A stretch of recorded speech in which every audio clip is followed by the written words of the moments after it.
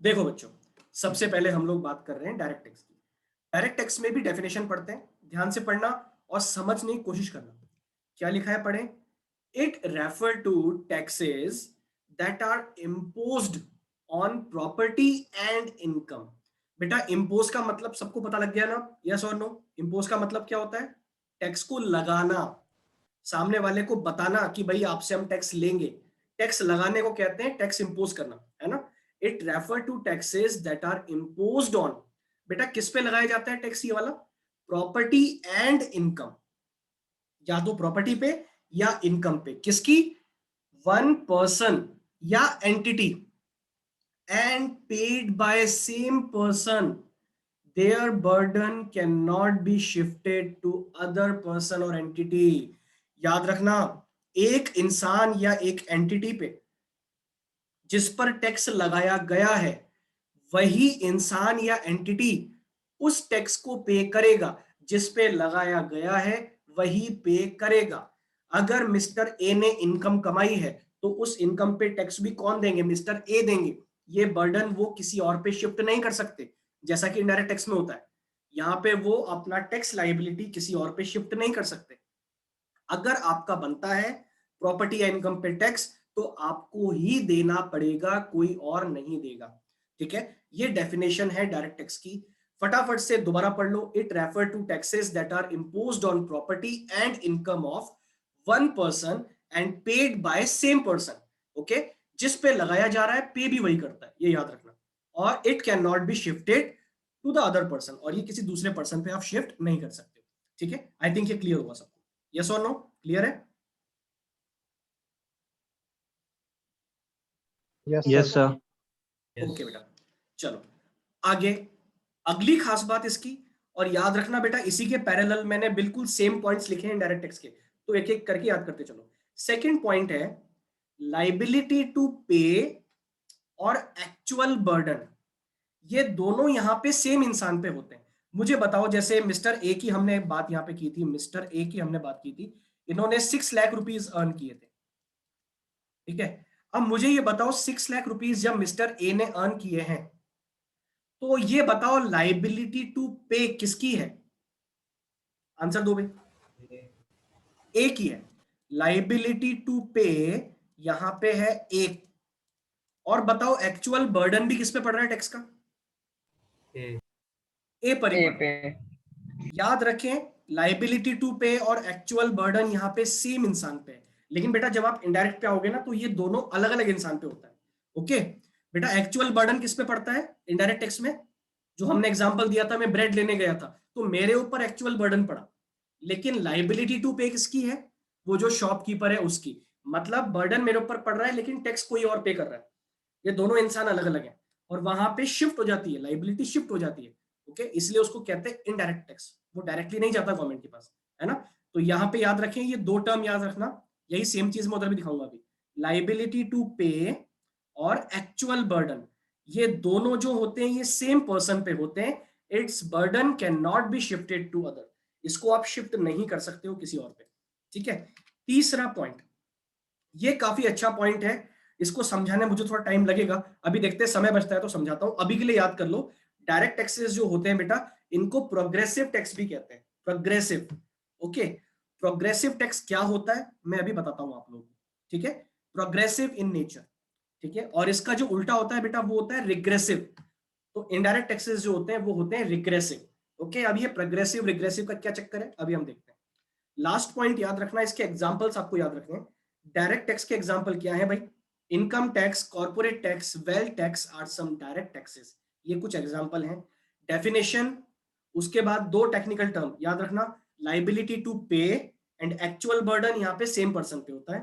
तीसरा point, direct tax progressive होता है। और चौथे में आपको लिखना है क्या? क्या लिखना है? एग्जांपल्स लिखना है। ठीक है, अब आ जाते हैं बच्चों हम इनडायरेक्ट टैक्स पे। बिल्कुल सेम लैंग्वेज में मैंने लिखा है एग्जैक्टली बस जो फर्क है उस फर्क को समझ लेना। पढ़ो क्या लिखा है डायरेक्ट टैक्स में।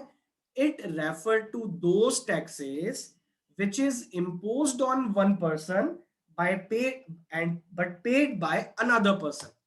याद रखें, लगाया किसी और पे जाता है, लाइबिलिटी किसी और की है लेकिन पे कोई और करता है। लाइबिलिटी उस शॉपकीपर की है बेटा इम्पोज किस पे हो रहा है? मैं आपसे बोलूं कि वो जो ब्रेड का पैकेट मैंने परचेज किया था उस पे जो टैक्स है वो इम्पोज किस पे हो रहा है? वो शॉपकीपर पे हो रहा है। लाइबिलिटी उसकी बनती है पे करने की, लेकिन एक्चुअल में बर्डन किस पे आ रहा है? एक्चुअल में पे कौन कर रहा है? पे मैं कर रहा हूं क्योंकि मैं खरीद के ला रहा हूं, मैं कंज्यूमर हूं। Okay, but paid by another person, this can be shifted to another person. याद रखना, इनडायरेक्ट टैक्स जो है उसका बर्डन किसी और पे शिफ्ट किया जा सकता है। ओके, ये इसका एग्जांपल है। अच्छा, बिल्कुल सेम चीज हो यहां थी। अब मुझे बताओ यहां पे लाइबिलिटी टू पे और एक्चुअल बर्डन, क्या ये दोनों सेम इंसान पे हैं क्या? नहीं। याद रखें, लाइबिलिटी टू पे और एक्चुअल बर्डन ये दोनों यहां पे डिफरेंट पर्सन पे होते हैं, ये याद रखना। जैसे एग्जाम्पल जो मैंने दिया था उसमें बेटा मुझे आंसर देना कि एक्चुअल बर्डन किस पे पड़ा, जो मैंने एग्जाम्पल दिया उसमें। मिस्टर ए पे। जो खरीदने वाले थे, ओके, जो ब्रेड का पैकेट खरीद के लाए थे, है ना? और मुझे बताओ लाइबिलिटी टू पे टैक्स किसके ऊपर थी? शॉपकीपर। शॉपकीपर पे। ठीक है, बाकी लोग तो सुनते हैं, बोलते तो कुछ है नहीं, है ना? बोला करो यार, जब तुम्हें पता है तो आंसर दिया करो ताकि मुझे पता लगे, है ना? ठीक है, तो ये दोनों यस सर। दोनों अलग अलग इंसानों पे होता है। ठीक है, इसलिए यहाँ पे बर्डन शिफ्ट किया जा सकता है, इसलिए इसको हम कहते हैं इनडायरेक्ट टैक्स। अगला, याद रखिए मैंने कहा था डायरेक्ट टैक्स कैसे होते हैं? प्रोग्रेसिव। इनडायरेक्ट टैक्स कैसे होते हैं? रिग्रेसिव। ओके, और लास्ट इसका एग्जांपल क्या है? जीएसटी, कस्टम ड्यूटी, वेट, ये किसके एग्जाम्पल है? इनडायरेक्ट टैक्सेस के एग्जाम्पल है। ठीक है, अब 1 मिनट रुक जाओ, टाइम कितना बच रहा है? 4 मिनट हम और ले लेते हैं, और एक बार जल्दी से तुम्हें मैं फंडा समझा देता हूं प्रोग्रेसिव और रिग्रेसिव का। कल आते एक बार और देख लेंगे, लेकिन अभी भी समझ लो कि ये प्रोग्रेसिव रिग्रेसिव का चक्कर क्या है भाई। जरा हम देखते हैं कि ये प्रोग्रेसिव क्या होता है। पहले बात करते हैं प्रोग्रेसिव की। डायरेक्ट टैक्स प्रोग्रेसिव क्यों है? बेटा मुझे बताओ, अगर मैं इनकम कमा रहा हूं 5 लाख तक तो मेरा कोई टैक्स नहीं बनता है। अगर मैं 5 से 10 लाख के बीच में कमाता हूं तो सपोज मेरा 10% बनता है। 10 से 15 लाख के बीच में कमाता हूं तो सपोज मेरा 15% बनता है। और मोर देन 15 लाख में कमाता हूं तो मेरा बनता है 20%। ठीक है, ये स्लैब्स होती है इनकम टैक्स की, लगभग कुछ ऐसी होती है। अब बेटा ये जो स्लैब्स हैं ये प्रोग्रेसिव है या रिग्रेसिव है? प्रोग्रेसिव वर्ड का मतलब क्या होता है? प्रोग्रेसिव का मतलब है कि क्या ये अमीर और गरीब के बीच की जो खाई है उसको बढ़ाने वाली है या कम करने वाली है?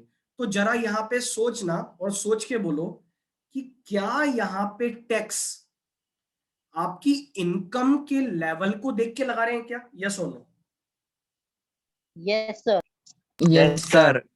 मुझे ये बताओ, अगर आपकी इनकम बहुत कम है तो क्या आप पे टैक्स लगेगा? नहीं। No sir. अगर आपकी इनकम ठीक ठाक है, जो अगर कैटेगरी में आ भी जाती है, आप पे टैक्स लगेगा, हाँ। लेकिन आपसे जो ज्यादा कमाने वाले हैं उन पे ज्यादा लगेगा। मतलब अगर मुकेश अंबानी को टैक्स देना हो तो वो बहुत ज्यादा देगा, और अगर टैक्स देना हो किसको? एक गरीब आदमी को, तो वो टैक्स कम देगा। इसको कहते हैं प्रोग्रेसिव। लेकिन बेटा इनडायरेक्ट टैक्स जो होता है वो होता है रिग्रेसिव।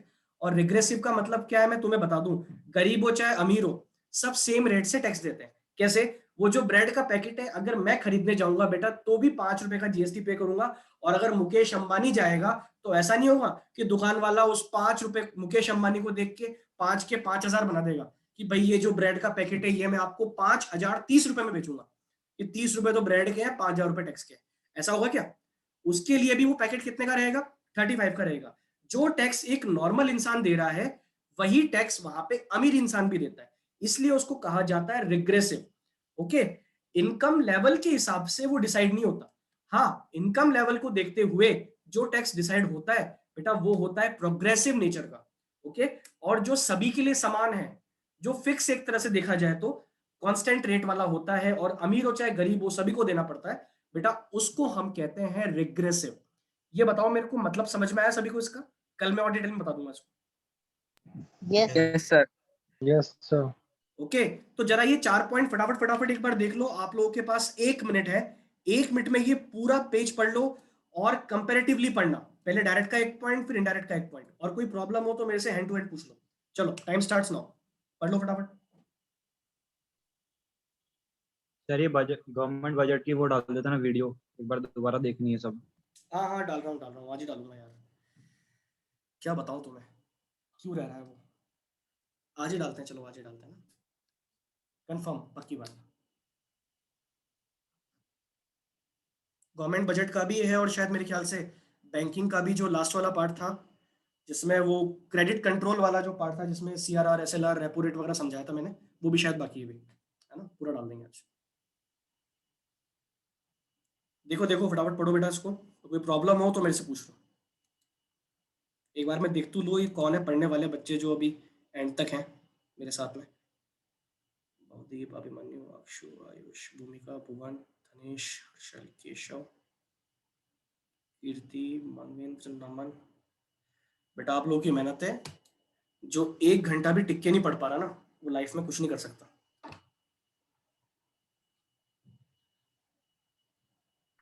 सर घर वाले रहते हैं क्या करें?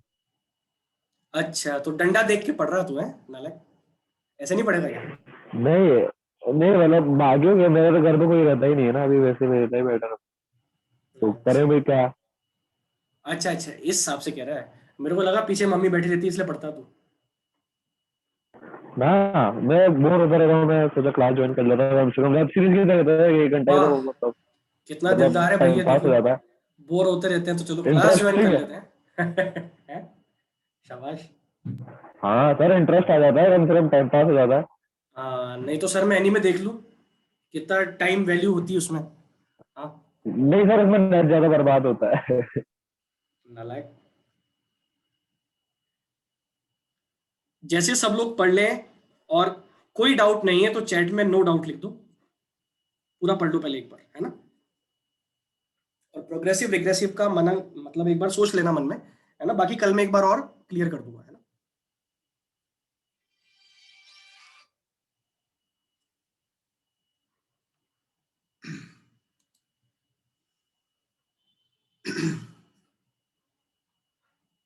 एक दो तीन चार पाँच 6 बच्चों को कोई डाउट नहीं, ठीक है।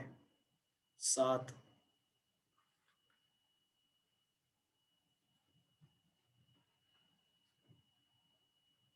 ठीक है। 8, 9,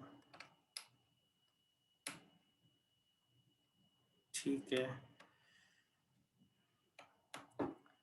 चलो बेटा, तो कोई डाउट नहीं है किसी को, अच्छी बात है। कल हम एक बार जल्दी से आते ही 10 मिनट में प्रोग्रेसिव रिग्रेसिव को एक बार और समझ लेंगे, फिर हम आगे बढ़ जाएंगे और आ जाएंगे किस पे, नॉन टैक्स रेवेन्यू पे, जिसमें टोटल मिला के 5-6 आइटम है जिनको हम कल समझ लेंगे, ठीक है। चलिए बच्चों, अब हम लोग मिलते हैं कल सेम टाइम, ओके। चलिए, thank you sir. Most welcome. Thank you sir. Bye, sir. Thank you, sir. Bye Thank you, बच्चों। sir.